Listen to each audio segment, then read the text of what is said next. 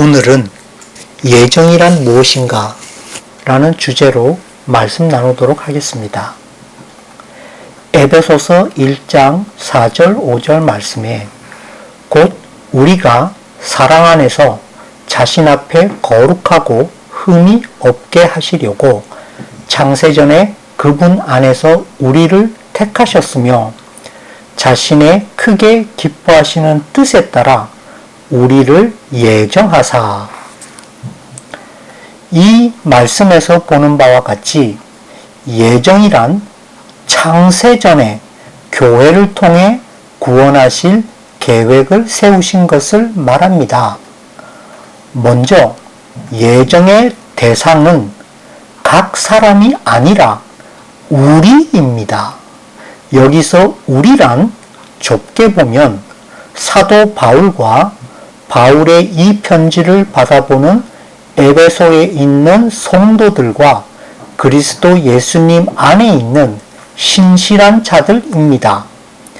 그리고 넓게 보면 하나님 곧 우리 주 예수 그리스도의 아버지와 주 예수 그리스도로부터 은혜와 평강 및 하늘의 처소들에 있는 모든 영적인 복을 받아 누리는 교회 공동체를 말합니다. 그러므로 결론부터 말씀드리면 예정이란 교회 공동체를 통해 정해진 충만한 수만큼 각 세대별로 남은 자들을 구원하실 것을 예비하신 것을 말합니다.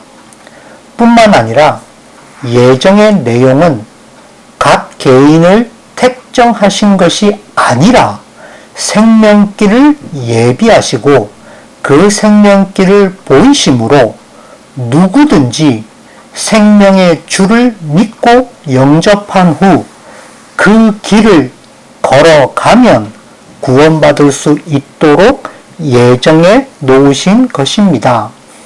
그러므로 애초에 예정된 것은 각 사람의 운명이 아니라 하나님의 섭리를 따라 계시의 말씀을 통해 우리에게 구원의 은혜를 베푸실 것을, 즉 그리스도 예수님을 이 땅에 보내셔서 우리를 위해 생명길을 예비하신 것입니다.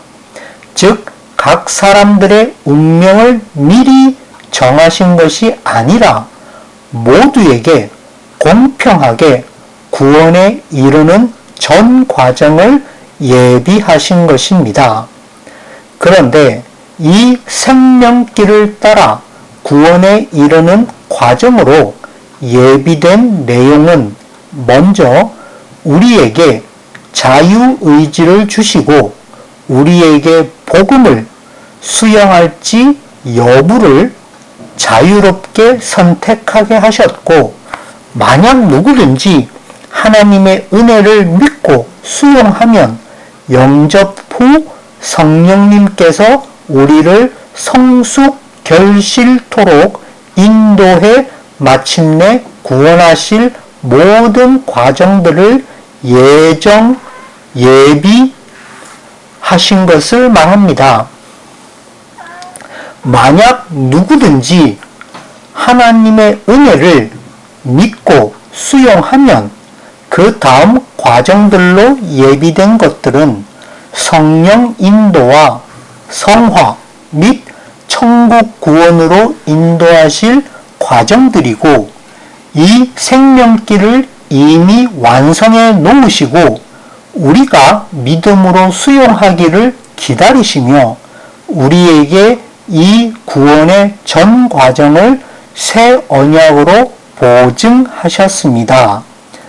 그러므로 예정의 결론은 누구든지 믿고 순종해 성화되면 구원입니다. 앞서 말한 내용을 간추리면 먼저 예정은 구세주 예수 그리스도를 통한 구원 기회 또는 생명길을 예비하신 것입니다.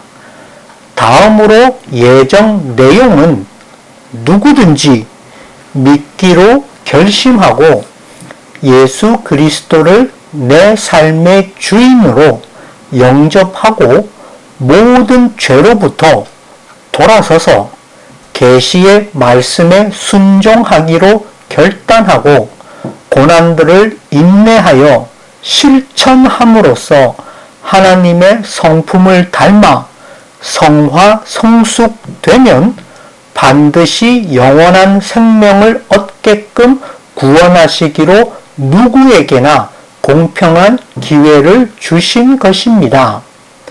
여기서 핵심만을 간추리면 성령의 내주하심으로 교회 공동체를 통해 구원하실 것을 예정하신 것입니다. 그렇다면 개인을 예정하신 경우는 정말 단 한 사람도 없을까요? 정답부터 말씀드리면 개인을 예정하신 경우는 메시아 한 분 빼곤 없습니다. 그리고 이 예수 그리스도께서도 태어나시면서부터 예수님의 한 생애를 온전히 확정하신 것은 아닙니다.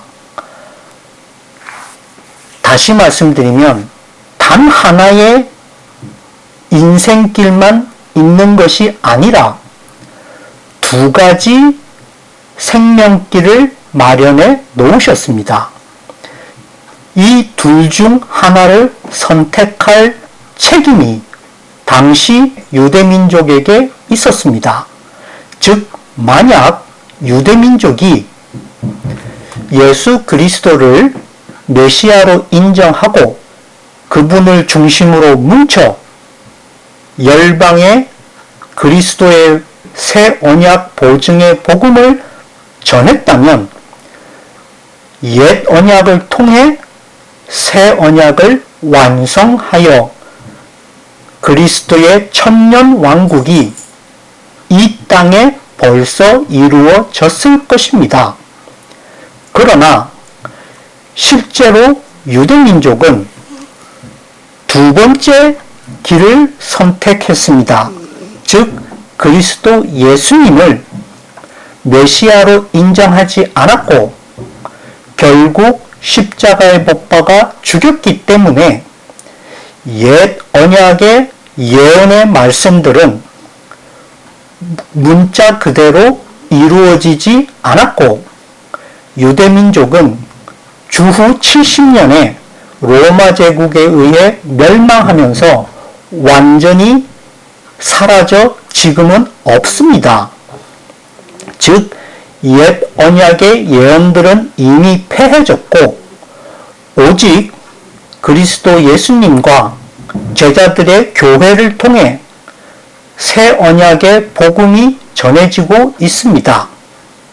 다시 말씀드리면 개인을 예정하신 경우는 메시아 한 분밖에 없지만 예수님께서 처음부터 십자가 위에서 죽으시기 위해 인류의 지난 죄의 문제를 해결하기 위해 처음부터 십자가에 달려 죽으시기 위해 오신 것은 아니었습니다. 즉 예수님께서는 두 가지 선택까지, 즉 첫 번째 경우는 유대민족이 그리스도 예수님을 중심으로 뭉쳐 그리스도의 복음을, 새 언약의 복음을 땅끝까지 전함으로써 하나님 아버지의 소원을 만약 이루었다면 유대민족을 통해 이 땅에 그리스도의 천년왕국이 열려 옛 언약의 예언의 말씀들이 문자 그대로 이루어져 옛 언약이 새 언약을 완성하였을 것입니다. 그러나 실제로 유대 백성은 그리스도 예수님을 메시아로 인정하지 않고 죽였기 때문에 옛 언약은 폐기되고 옛 언약의 예언들은 문자 그대로 성취되지 못했습니다. 즉 유대 백성들의 잘못된 선택 때문에 그리스도 예수님께서 이 땅에 오신 주요한 두 가지 선택까지 중에 두 번째 선택까지, 즉 십자가의 죽음으로 결론을 맺게 된 것입니다. 즉 옛 언약은 폐기되고 새 언약만 남아 지금 그리스도 예수님과 그분의 제자들의 교회를 통해 새 언약의 보증이 심판날까지 곧 성취되고 있습니다. 예수님께서 십자가에서 죽으시기 전에 베드로와 사도 야고보와 요한 이 세 제자를 데리고 변화산에 오르셨을 때 거기에서 모세와 엘리야를 만나서 예루살렘에서 별세하실 것을, 십자가에 달려 죽으실 것을 의논하였다고 합니다.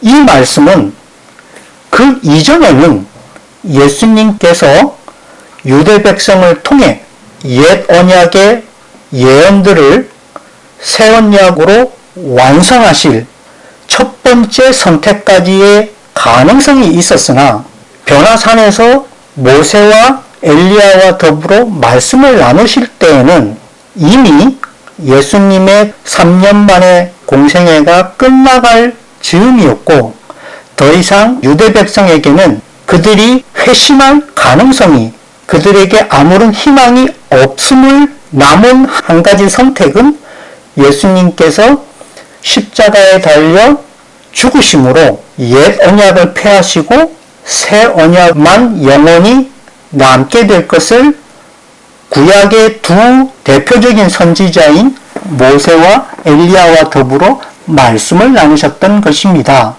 이 사건은 굉장히 중요한 것입니다. 즉 예수님의 이 땅에 오심의 두 가지 선택까지 중 첫 번째 선택까지는 폐해지고 두 번째 선택만 남게 된 것을 뜻하기 때문입니다.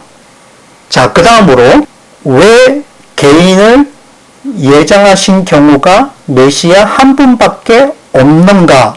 우리는 이 점에 대해서 다음의 경우를 생각해 볼 수 있습니다. 즉 우리는 지난 우리 생을 돌아보며 결과로서 하나님께서 그때그때마다 은혜로 내게 생명길로 인도하셨음을 우리가 고백하게 됩니다.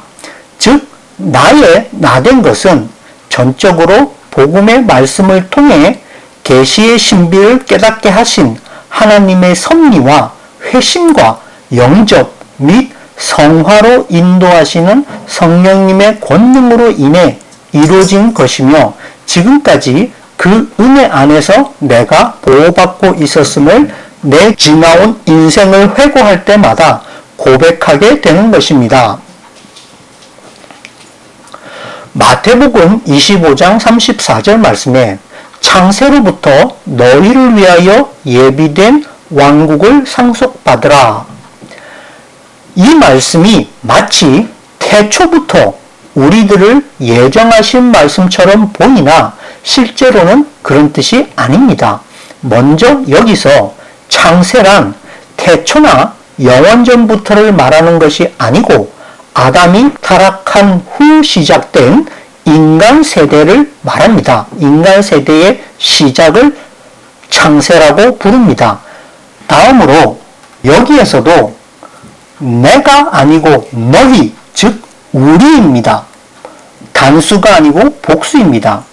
물론 우리 속에는 내가 포함될 수도 있으나 반드시 그런 것만이 아닐 수도 있습니다. 다시 말해 우리 믿음의 공동체의 울타리를 예비해 만드셨고 만약 내가 이 안에 들어오면 내가 구원에 이를 것이고 그렇지 않으면 이르지 못할 수도 있습니다. 이미 믿은 우리는 안식에 들어가나니 이것은 창세로부터 그 일들이 완성되었음에도 불구하고 그분께서 말씀하시기를 내가 진노하여 맹세한 것 같이 그들이 내 안식에 들어오려면 믿어야 하리라 함과 같으니라. 히브리서 4장 3절 말씀. 그러므로 직접적으로 각 사람을 예정하셨다기보다 간접적으로 우리 믿음의 공동체의 울타리를 만들어 예비해 놓으심으로써 섭리하셨다는 표현이 더 정확하다고 볼 수 있겠습니다. 예정은 결코 각 사람의 운명을 미리 결정한 것이 아닙니다. 왜냐하면 개인을 선택 예정하신 것이 아니기 때문입니다. 우리 주 예수 그리스도를 예정하셔서 우리 믿음의 공동체를 만들어 우리 앞에 예비해 놓으심으로써 각 사람에게 이 울타리 안으로 들어와 생명길을 걸을지 말지를 자유롭게 선택하도록 만드셨습니다. 그런데 하나님께서는 전지전능하시니 각 사람의 운명을 미리 내다볼 수 있으시고 또 잘 아실 것 아니겠습니까? 그러니 하나님의 전지전능하심에 비춰볼 때 당연히 각 사람의 운명은 하나님 앞에서 이미 결정된 것이나 마찬가지가 아니겠습니까? 그러나 아닙니다. 전혀 그렇지 않습니다. 왜냐하면 하나님께서 전지전능하시고 또 이 전지전능하심에는 각 사람의 운명을 미리 내다보시고 잘 아는 예지까지도 포함될지라도 하나님께서는 비록 각 사람의 과거와 미래에 관해 미리 다 잘 아시지만 그들의 자유의지에 따른 선택을 존중하셔서 모르시기로, 즉 지금은 각 사람의 운명을 미리 내다보지 않기로 작정하셨기 때문입니다. 그러므로 에덴 동산으로부터 지금까지 죄는 하나님의 계획에 포함되어 있지 않았습니다. 즉 하나님은 죄의 창시자가 아닙니다. 섭리하셨다는 말의 뜻은 선한 의도를 가지고 미리 세우신 계획에 따라 가능한 많은 사람들이 목표하신 바에 이르도록 은밀히 인도하시되 사람들이 그 은혜를 믿고 자발적으로 선택해 생명길에서 만나는 고난들을 감수함으로써 기꺼이 이겨냄으로써 인내함으로써 모든 과정들을 잘 이수해 품평회 날, 심판날 자랑스럽게 시상대에 올라 자기 믿음을 입증해 보임으로써 하나님의 은혜에 보답토록 만드셨다는 그런 뜻입니다. 요한 칼뱅은 구원은 태초로부터 나를 택정하신 하나님의 은혜라고 말합니다.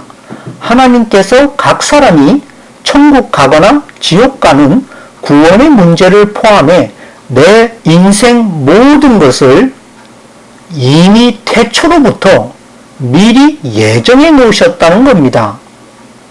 칼뱅의 예정론은 숙명론과 마찬가지입니다. 심지어 나의 믿음조차 하나님의 은혜로 내가 믿도록 강제하셨답니다. 내 모든 잘못의 책임까지 하나님께 전가하는 매우 잘못된 생각입니다. 그러므로 칼뱅은 만약 내가 천국 구원을 받는다면 이는 전적으로 하나님의 은혜일 뿐이라고 말할 수 있답니다. 극단적인 은혜 구원론입니다. 칼뱅의 예정론을 5가지로 요약하면 맨 앞 머리 글자들만 따서 튤립 교리라고 부릅니다. 그것은 첫 번째, 타락에 대해서 total corruption, total depravity, 다시 말해 인간은 전적으로 타락했으므로 인간에겐 아무런 구원의 소망이 없다는 겁니다. 두 번째, 선택에 대해서는 unconditional selection 또는 unconditional election, 다시 말해 하나님께서 태초부터 나를 구원해 주시기로 작정하시고 무조건 선택했다는 겁니다. 세 번째는 속죄에 대해서 limited atonement, 다시 말해 모든 사람들을 다 구원하시기로 예정하신 것은 아니고 오직 구원받을 자들만을 하나님의 뜻대로 제한해서 구원하셨다는 겁니다. 네 번째는 은혜에 대해서 irresistible grace, 저항할 수 없는 은혜, 한 번 구원키로 작정된 사람들에게 베푸시는 하나님의 은혜는 그가 무슨 짓을 하든지 상관없이 결코 돌이키시지 않는 은혜랍니다. 마지막으로 다섯째, 견인에 대해서 permanent salvation 또는 perseverance salvation, 다시 말해서 무조건 한 번 구원은 곧 영원한 구원이라고 볼 수 있답니다. 그러나 성경 말씀에 비춰보면 이 칼뱅의 기독교 강요의 뼈대를 구성하는 이 튤립 교리는 모두 다 틀렸습니다. 먼저 구원은 오직 하나님의 은혜이며 이 은혜의 선물을 오직 믿음으로 내가 수용할 때 이루어지는 것입니다. 이때 강조점은 오직 믿음으로 내가 수용할 때입니다. 즉 구원은 불가항력적인 하나님의 은혜의 선물을 우리가 자유 선택해 믿음으로 받는 것입니다. 다시 말해 은혜는 하나님께로부터 받는 것이지만 믿음은 내가 가지는 것입니다. 물론 앞으로도 내 믿음은 크게 자라야 합니다. 내 믿음이 처음 난 후에도 말씀의 젖을 먹고 성령의 인도하심으로, 그리고 이 장성한 믿음의 끝은 구원입니다. 지금까지 말한 내용을 간추리면 하나님의 은혜가 구원의 전제고 우리 믿음이 구원의 조건입니다. 불가항력적인 하나님의 은혜를 우리가 믿은 후에 사후적으로 우리가 그리스도의 생명길을 잘 달려 구원에 이르기를 하나님께서 소원하십니다. 요한복음 3장 16절 말씀에 하나님께서 세상을 이처럼 사랑하사 은혜로 독생자를 주셨으니 이는 저를 믿는 자마다 누구든지 멸망치 않고 영생을 얻게 하려 하심이라. 그러므로 칼뱅의 예정론과 비교하여 성경이 말씀하는 예정을 바르게 설명하면, 첫째, 타락에 대해서는 인간은 전적으로 타락한 것이 아닙니다. 죄성으로 인해 죄의 유혹에 무기력할 뿐입니다. 그렇지만 복음 말씀을 들을 때 하나님의 구원의 은혜를 믿음으로 수용할 수 있습니다. 인간은 이성과 양심이 있습니다. 그래서 세상 사람들도, 믿지 않는 사람들도 자기 이성과 양심에 따라 죄로 인한 타락의 정도가 정해집니다. 아직까지는 전적으로 타락하지는 않았습니다.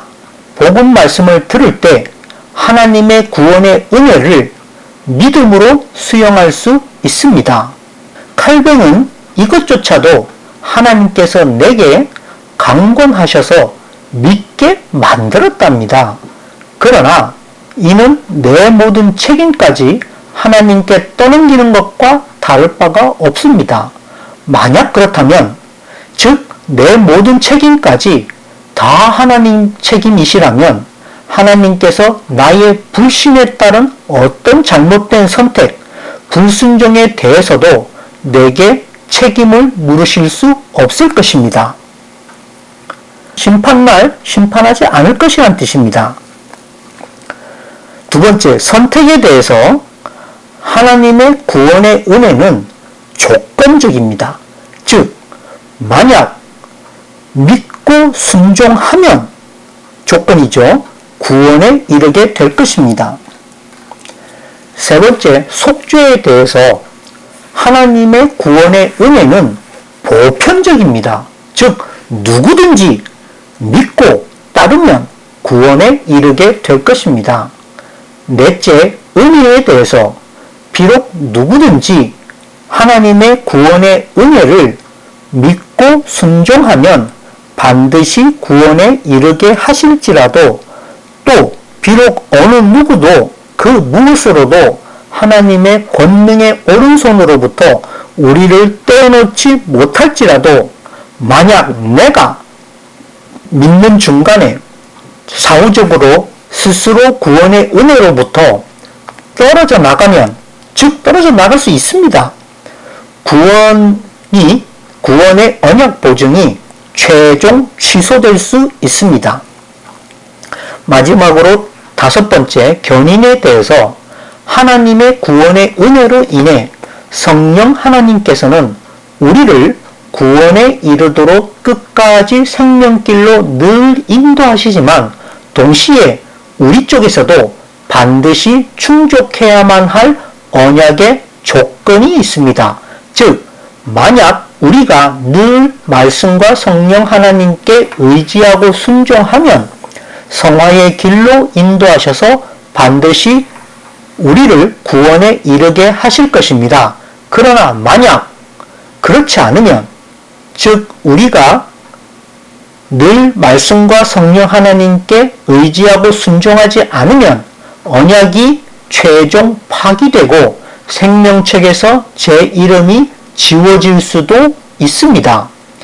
여기서 천국 구원의 기준은 성화이므로, 즉 성령의 열매 또는 거룩한 성품이므로 평소에 많은 시간과 품을 들여 경건의 연습을 해야 하기 때문에 누구나 시간이 많을 때 말씀과 성령께 의지하고 순종하는 삶을 살아보여 경건의 연습을 해둬야만 경건의 능력이, 즉 믿음이 크게 자라나 최종적으로 경건의 능력을 갖춰 구원받을 것입니다. 덧붙여 인간은 전적으로 타락한 것이 아니라 죄성으로 인해 죄의 유혹을 받았을 때 쉽게 죄를 짓고 마는, 즉 죄의 유혹에 대해 한없이 무기력한 것이라고 앞서 말씀드린 이유는 비록 아담의 불순종 이후 인간 세대들에게 이어져온 죄성으로 인해, 즉 자기가 선악간 최종 심판의 자리에 앉은 것, 그 죄성으로 인해 죄의 유혹에 무기력한 사람일지라도 하나님의 은혜에 반응할 수 있고 자기 의지로 믿기로 결단하고 구주로 영접할 것을 선택할 수 있기 때문입니다. 다시 말해 사람에게는 기본적으로 이성과 양심에 따른, 물론 사람마다 정도의 차이는 있지만 지정의가 있고 양심에 따라 무엇이 옳고 그른지를 판단할 수 있는 이성과 이웃에게 서로 공감을 불러일으킬 수 있는 감성 또는 정서적 능력이 있고 또 판단에 따라 바르게 선택해 의지적으로 실천해 보려는 의지력까지 갖추고 있으므로 이 지정의에 따라 무엇이 옳고 그른지 알고 어떻게든지 선을 택하고 악을 버리려는 본성이 미약하게나마 아직 남아있기 때문에 복음을 들었을 때 하나님의 은혜에 반응해 감동할 수 있고 자기 의지로 믿기로 결단하고 구주로 영접할 것을 선택할 수도 있습니다. 그러므로 우리가 그들에게 복음을 전할 수 있는 것입니다. 그러므로 이 세 가지 기초적인 능력에 따라 인간 본성의 네 가지 희망의 실마리, 즉 사단이 있는데 측은지심, 수호지심, 사양지심, 시비지심이 바로 그것입니다. 경건의 훈련을 통해 이들이 각각 인의 예지를 갖춘 훌륭한 품성으로 자라납니다. 다만 많은 사람들이 세상 풍파에 시달려 이 사람다운 마음의 실마리들을 점점 잃어가고 있을 뿐입니다. 사탄과 그를 따르는 악한 천사들은 매우 지적일 순 있지만 타락한 욕망으로 가득 차 공감 능력 및 선한 의지가 전혀 없어 이미 회복 불가능할 정도로 타락해 버렸습니다. 오늘날 세상 사람들도 이 같은 지경에까지 이르고 있습니다. 하나님께서 우리에게 베푸신 구원의 은혜와 세상 역사를 주관하시는 불가항력적인 섭리라는 것은 먼저 개인이 자유의지대로 선택하게 하신 것을 말하고 다음으로 우리 교회 공동체를 선택 예정하신 것을 말하고 마지막으로 우리에게 새 언약의 성경 말씀을 계시하시고 이를 통해 섭리하셔서 즉 말씀을 들을 때 또 믿고 영접한 후 순종할 때 성령 하나님을 통해 우리를 천국 백성으로 성화되도록 인도하시는 생명길로 즉 믿음의 과정을 예비해 놓으신 것을 말합니다. 그러므로 우리가 반드시 그들의 있습니다. 믿지 않는 세상 사람들에게 앞서 말씀드린 내용의 핵심을 간추리면 믿음이란 선택과 회심과 영접과 결단 및 성화의 노력, 즉 순종을 다 합친 말이고 이 모든 과정인 믿음의 끝이 바로 천국 구원의 완성입니다. 그러나 얼마나 많은 신자들이 이 길고 긴 성화의 노력 단계에서 즉 순종 단계에서 파선 또는 파산하는지 모릅니다. 오늘은 여기까지 하겠습니다. 감사합니다.